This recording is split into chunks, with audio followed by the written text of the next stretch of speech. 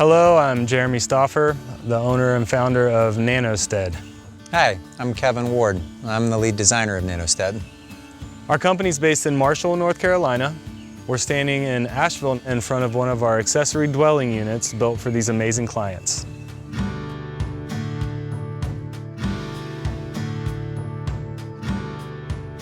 It's not about how tiny you go. It's not this competition to see who can live in the most tiny space, you know? It's about utilizing the space you've got to the best of its ability. And I think that's crucial. That's something I think I like to just instill in people. Another thing about small spaces is volume and glass. So the more volume you can get into a small space and the more glass you can get into a small space, it opens it up and it makes it feel a lot larger than it actually is. That's huge, and Kevin can attest to the fact that most of the houses we do, 20% of our budget is windows. I would often go bigger. Yeah, just like in all windows, glass. Yeah. If I could.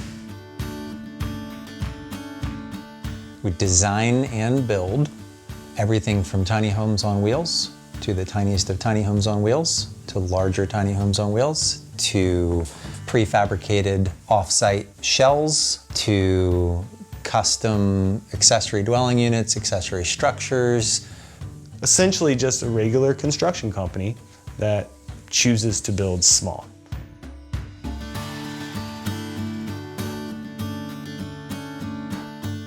This is a perfect example of one of our accessory units. It is a really successful size and floor plan. So this is a 384 square foot, 16 by 24 foot structure.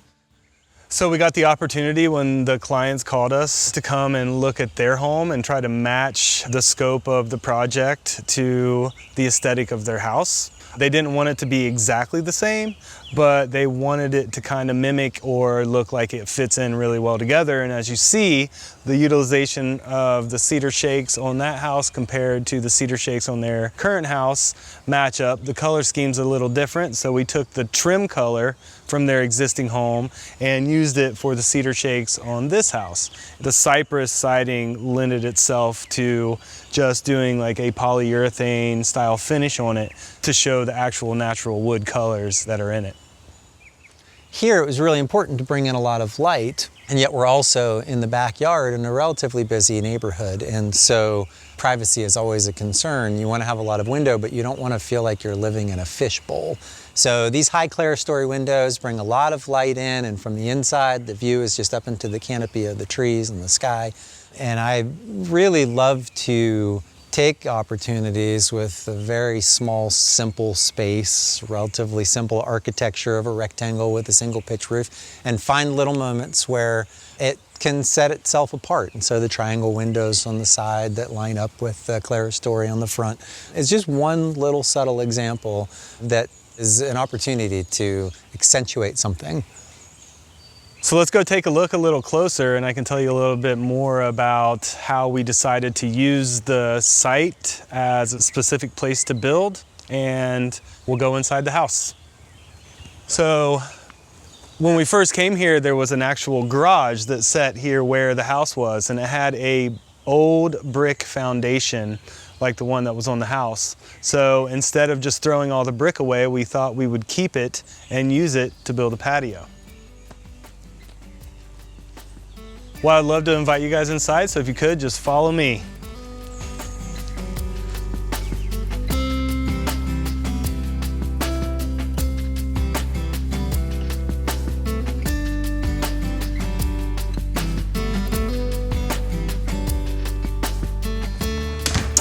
Hey guys, welcome to the Haye's ADU, this 384 square foot home here in Asheville, North Carolina. As you can see, this open space that I'm standing in right now is the living area. The clients have really utilized this space really well with the size of their furniture, how they laid out their tables and their chairs, and we also really like the plants. I really like how they did their blinds. They're hand moving blinds, so you can cover the whole window. You can open the whole window. I think they're pretty cool, personally. Looking around, we just have regular finished sheetrock on the walls. As you notice, none of our windows have any trim here. All sheetrock returns. We like to create nice tight seams. Our windows are all wood interior, aluminum clad exterior, really nice, good quality windows. Same with our door. Our hardwares are really nice quality hardware. Our mini split system will heat this whole house. We're looking at about an 18,000 BTU mini split here in this 384 square foot house. We usually go off about 9,000 BTUs per 225 square feet. So this is more than efficient. So we decided to put this bar in for them to be able to sit here at this bar, look out the windows, do their work, and it creates a really nice division between what we have as a kitchen and what we have as a living area. Plus you can eat here, you can do your work here, and it's a really good place to just hang out and talk. So now I'm gonna walk into the kitchen and show you what we got going on over here. We use these shaker style cabinets. You can get these stock from Lowe's or Home Depot. You can have them custom built, but we like the color of them. We like the soft closing doors on all of our kitchen cabinets. Obviously, you don't want to be slamming doors.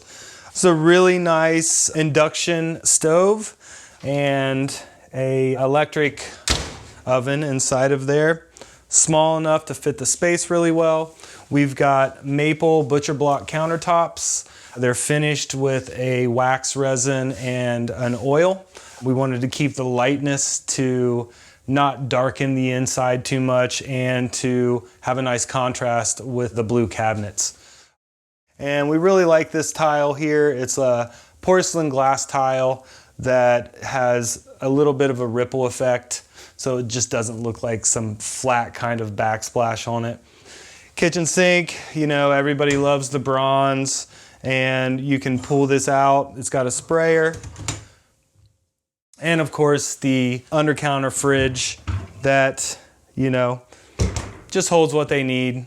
This is mainly used as their office space in a guest home. They have family that comes in every once in a while, so their family will stay in here. And sometimes they'll come out here and just stay for something different. So the open shelving's all floating. The way we installed these were brackets that actually go into the framing. They wanted open shelving rather than closed-in cabinetry. Having upper cabinetry will kind of like take up more space than what we really want.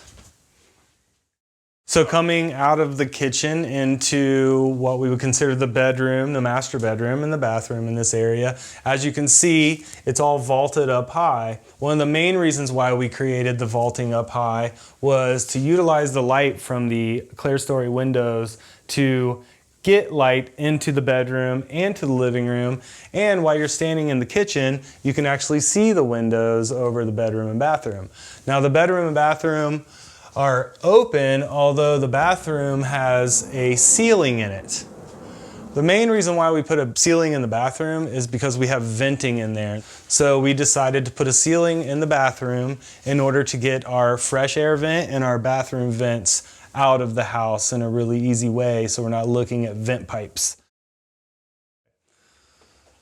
So the bathroom obviously is pretty small. In small houses, we still have to stay within code, which means that a toilet has to have at least 30 inches of space from each side of it. So code on toilets, 15 inches on each side from the center of a toilet. The vanity obviously is pretty small. The shower, of course, is always something that we want to make really cool in a small home like this. Glass doors, obviously, to give it, you know, more space. We don't want to enclose ourselves in. They went with a basic white subway tile. As you can see, they did staggered lines, and we did a stone base, just river rocks, and the little niche in the shower for putting your soap, your shampoo, your conditioners. So one thing about the bathroom is because it's enclosed in here and we want to make sure that when somebody's in here that they stay nice and warm, we decided to go with an electric radiant floor system. You can come in here, your feet stay warm. It's really nice ambiance heat within this bathroom when the door is closed. So when you get out of the shower and you're a little chilly, your feet stay warm and you don't have to worry about adding any kind of extra heat source in the bathroom.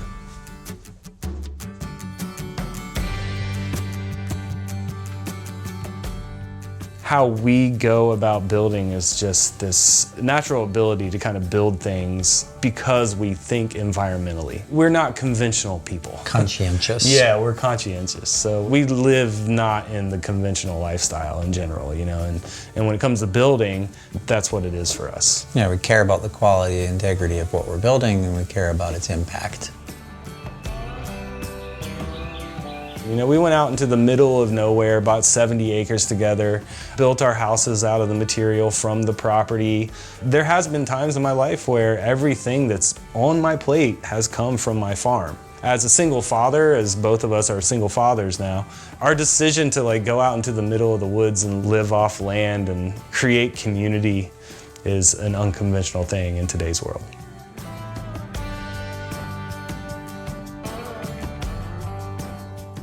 So we've been trying to create this shell kind of aspect where we can build something that would be built on skids. Now, we're not the first people to do it. It's been happening for a long time. Like the sheds you see on the side of the highway, very similar, but we are trying to do that to be built to code so that people can have those delivered, have them put on foundations, and have them finished out. Inspected. And inspected, yeah, exactly. And so the thing that we discuss a lot is the key to affordable housing is education and doing things yourself. So this is something that can be delivered, set on a foundation, and just finished out on site.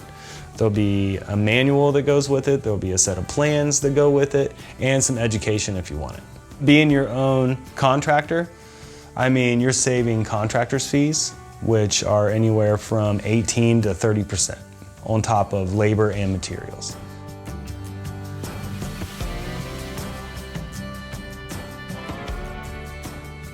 So coming out of the bathroom, this is looking like a closet. It's actually a space to put your washer and dryer. We have the dryer vent already installed. We have the washer box already installed. They're not doing a lot of laundry down here right now, so they didn't really get the washer and dryer yet, but that's okay. We'll be able to get that installed real simply when they're ready for it. And we're just going to enter into the bedroom. As you can tell, they fit a nice queen-size bed in this small space, and you still have plenty of room on each side of the bedroom to walk around. Over here, we have what we would consider our bedroom closet. This has storage for clothing, linen storage, towels. And so over here, we have a closet that would be our utility closet. And this is really for, you know, you can put your broom and your mop, and it's got a water heater. Our water heaters that we use are hybrid heat pump water heaters, super efficient, but they are a little large, so we have to incorporate the water heater into a much larger closet. But as time goes by, and if they want to, they could really fill in this space with shelving, cubbies if they wanted to, and they could actually cover the water heater.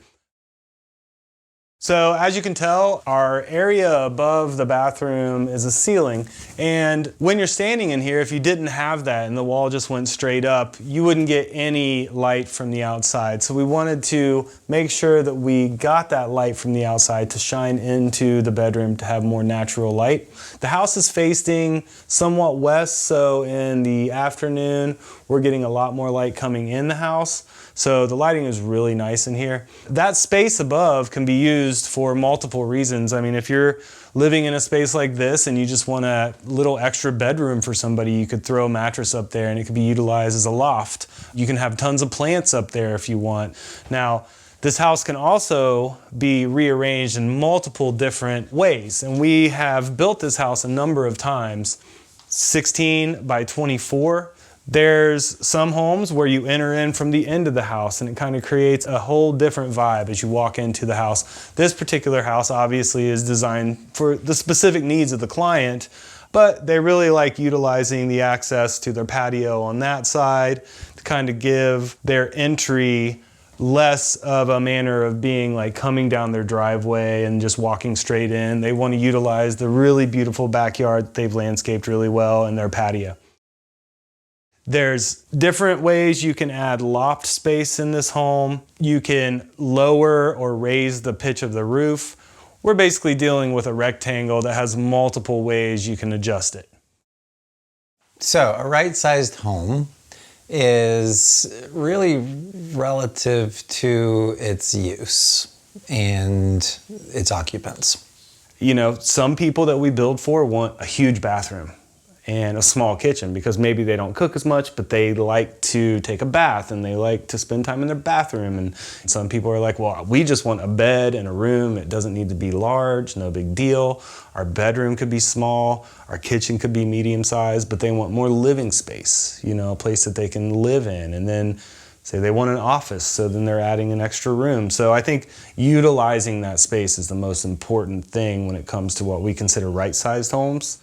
And you know, it's kind of like a word that I don't think it's an overused word because I don't think it's really caught on because it's more of an awkward word to say, you know, like right-sized homes. But if we want to think small-scale homes, I think that's a really nice kind of softened word to use as far as like how we want to live and function.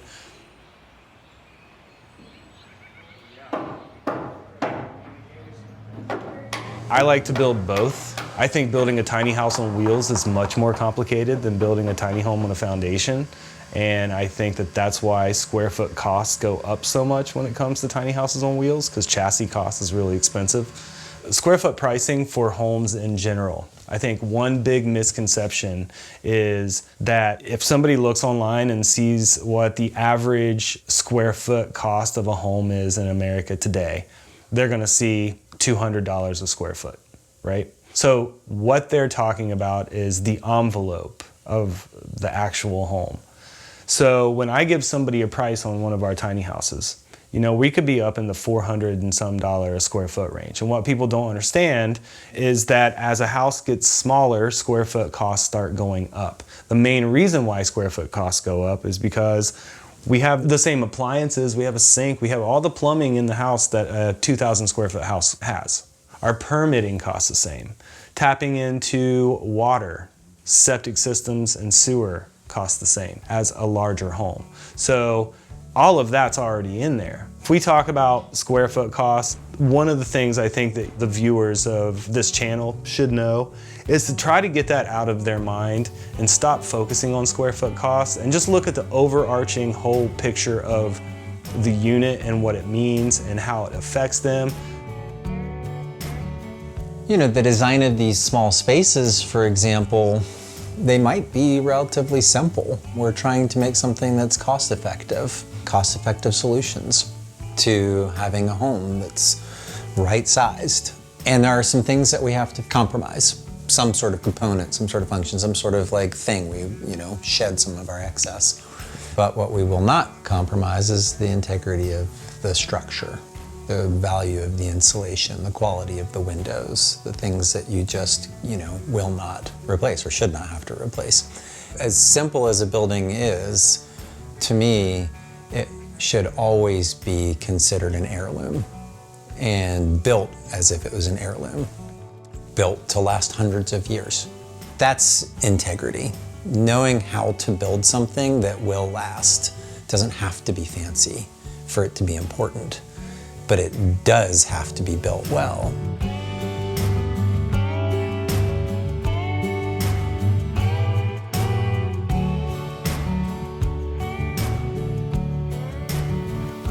Thank you for watching our video and for stopping by Tiny House Expedition.